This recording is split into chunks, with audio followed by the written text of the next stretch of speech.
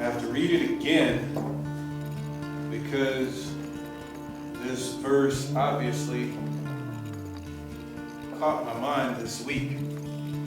And it's from 1 Corinthians 13, verse 31. But covet earnestly the best gifts, and yet show I unto you a more excellent way.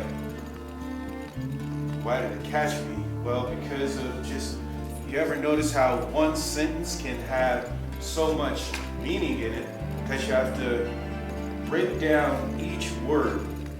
So when I say, but covet, the first thing you think is covet. Wait a minute. That doesn't seem right? And then it says earnestly. So you say, okay, we seek things earnestly. Okay, that's another big word. The best gifts, right? It goes without saying, who doesn't want the best of everything?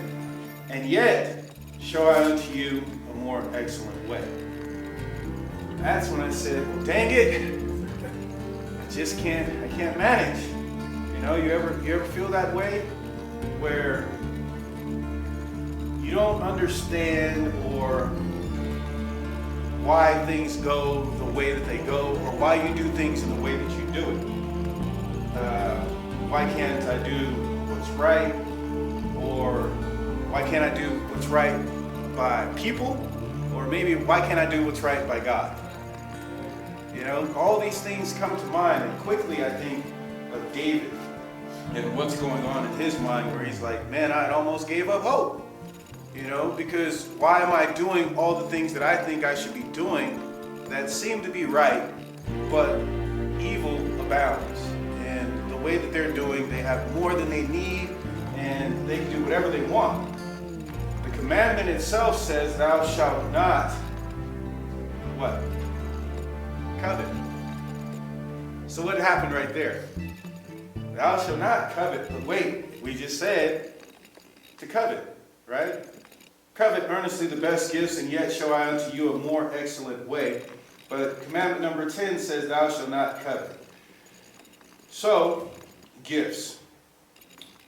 What are gifts? Anyone can answer with that. What are some of the best gifts? Something freely given. Something freely given. Right? So, what is to covet? Because it's talking about gifts, it's talking about coveting.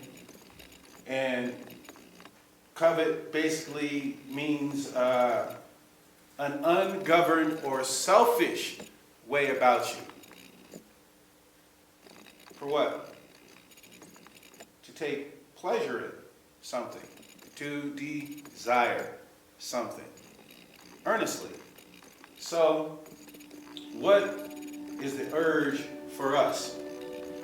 Usually, what's best, right? The best food, the best homes, the best cars, the best jobs, right? So is it a mystery that it says, earnestly the best? Why? Because we're human. And for some reason, our minds work like that. Gifts are, like you said, it could be anything freely given. What is the gifts that we look forward to? The gifts of? Eternal life. Okay. Okay. Where do these gifts come from? From God, right? Gift giver. Yeah. His Spirit freely gives all of these different gifts. But what's the best gift? Oh, that's a good one. That's a very, very good one. Why? Because the best gift, someone that we know wrote a book, and they knew what the best need for mankind was. What was it? Do you remember that book? It has to do with the word covet, but uses a different word for it called desire. Right? The desire of ages was what? There it is. The best gift ever given. But this says, but covet earnestly the best gifts, and yet show I unto you a more excellent way. Some people can say patience. Some people can say love. But Jesus Christ was the best gift that there ever was. If we go to these Bible verses that I have here, Hebrews chapter 13, verse 5, it says, let your conversation be without covetousness, and be content with such things as you have. Gets even more confusing, right? You can imagine being a new Christian or someone who's trying to follow the word, and you're just getting thrown these different words that are the same but different meaning. In Matthew 23, I think it's 6 through 12 or something like that, it says, they love the best places at feasts and the best seats in the synagogues. So we already have that inherited in us, right? We're going to desire the best of these things. But in Luke 14, verse 8, what does it say there? Give you some time to get there. Luke 14, verse 8.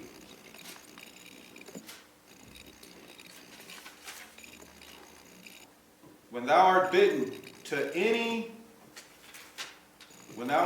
any man to a wedding, sit not thy down at the highest room. So, being humble, lest one more honorable man than thou be bidden of him. So a better way. When you know a better way, do you go the way of everyone else? What's a better way?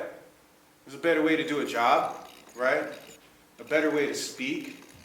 A better way to travel. If you're going to go a certain way, or you're going to take the way that the highway, what does the highway look like during rush hour? Or rush 8 hours in Denver?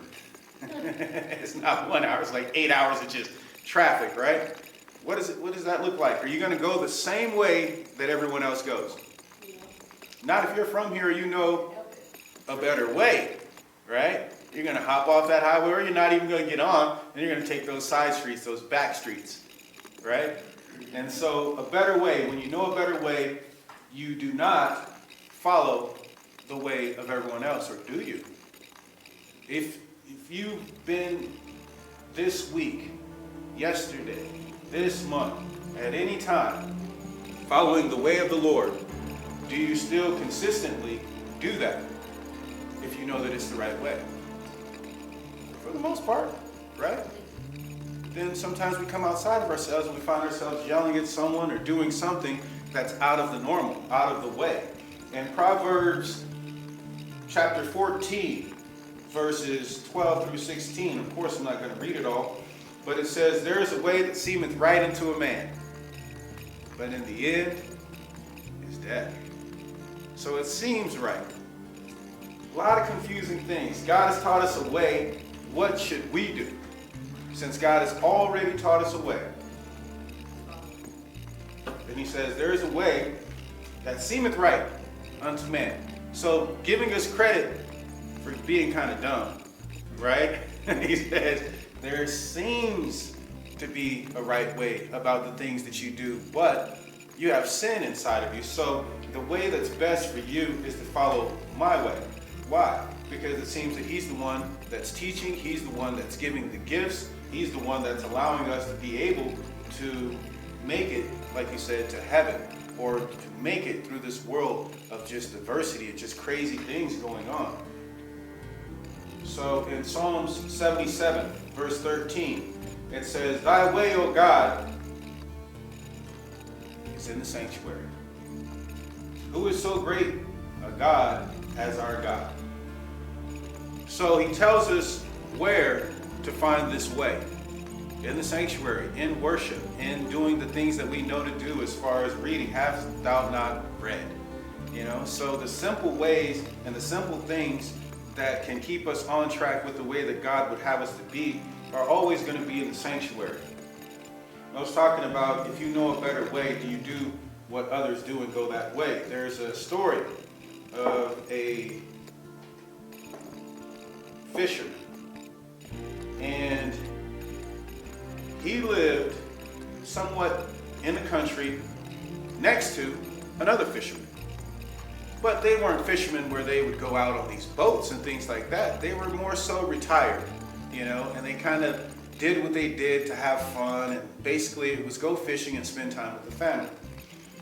One of the fishermen would wake up early before the sun rose, get everything ready, right? Trying not to stir the family. Maybe have a time for something to drink or to eat before, but most of the time not. And he would load up his truck and drive miles to this lake. And once he got there, he would commence to set up and fish. Then he would come home. And every time he left, he took note of the neighbor. And the neighbor's lights were still off. The car was still parked. And when he got home, guess what? The car was still parked, except he would witness this neighbor enjoying time with his family. Right? And they're sitting by fire pits and things like that. And he'd show up and he'd be like, man, this guy must really have a great life. What is he doing that's so different than what I'm doing? Because I barely have time to spend with my family. And so he does that, he keeps doing it, but he keeps looking over and he keeps looking over, and it's the same every time. Finally, one day he builds up the nerve to go ask the guy.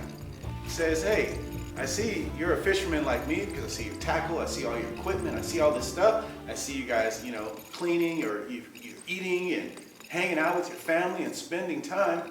How is it that you have time to do all this?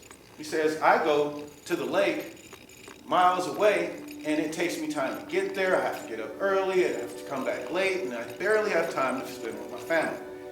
He says, well, the way that I'm able to do it is there's a river just a little bit behind us. And so I'm able to just walk, go fish, come home, spend time with the family after I've cleaned everything and done everything. So do you think that guy, the fisherman number one, continued to fish like that? It's a waste of time, isn't it? It's like the story, they always have a story about these fish. I don't know why. But there was a homeless guy too, right? You remember that story with the homeless guy and the guy's going fishing? And he says, hey, well, while you're gone fishing, maybe you could bring me back a fish or two. Since I'm homeless, I'm hungry, can you do that? And he says, how about this? Right? How about I show you a better way? What was the better way? Well, Sister Martha, you said it. Why don't I take you with me, teach you how to fish, and that way, instead of feeding you for one day, fed you for life. Right? Because now you can feed yourself. So, a better way. There's a way to heal, a way to grow, a way to love, and all these things. And God is the one that teaches us. He says, thy way, O God, is in the sanctuary. Who is so great a God as our God? But in Isaiah chapter 30, verse 21, he says, here is a way, walk ye in it. And thy ears shall hear a word behind thee saying, this is the way, walk ye in it, when ye turn to the right hand and when ye turn to the left. So how is it that we can follow these things? Where does the application come from? Is it the things that we're doing, or is it the things that God's doing within us that help us to be that way? And if we're going to search for a gift, earnestly search for the best gifts. But the best gift, I believe, like you said, is Jesus Christ. Why? Because he's the gift, what do they say, that keeps on giving? He's the gift giver. Yeah, the gift giver and the way, right? I am the way, the truth, and the life. So as we continue to try and do things in the world, that's our gift, is to consistently show them a way, because these are some of the things that not only that we think about, but other people think about as well. And I'm sure you guys think about it all the time. What's going on in the world? What is going on with the message is more so our angle. What's going on with the truth? And where are we at in the way that we're going? Are you having some hindrances at work? Are you having hindrances dealing with people? You having some hindrances with health? Maybe even with family members and things like that? And so how do we reach them? How do we reach the younger crowd?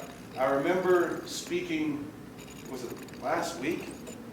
I think I was speaking to you last week about speaking to the youth and asking them questions about what they believe and which way is the right way to go and what is it that we're doing in this life. And they honestly spoke, and it surprised me that they were so honest and blunt about it.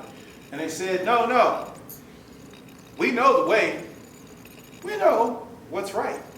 We know what's wrong. Okay, so maybe explain to me what's going on. They said, well, from our perspective, what we see is that the churches that are preaching the truth, they even know what the truth is. They know. The churches that are preaching the truth don't have a lot of people in them. They don't understand that. They're like, well, if we know as kids right from wrong, we know what the truth is, why are these places that are delivering the truth empty? Why are there not that many people there? And then we look over here, and we know good and well that these mega churches are not right. Why? How do you know that? You don't like music or anything? They say, no, yeah, they have music, and they have these big concerts and things. As kids, yeah, we need something to go to, something that's going to be considered godly. And these places provide that. But they said also, some of the songs we don't understand. They seem too worldly. We understand that you can come to these churches and you can wear whatever you want to wear. Do whatever you want. Even the pastor's going to wear some jeans and a t-shirt, And we know that his message is dry. He's not really speaking about anything. We also know we can go on the computer and find out anything and everything that we want.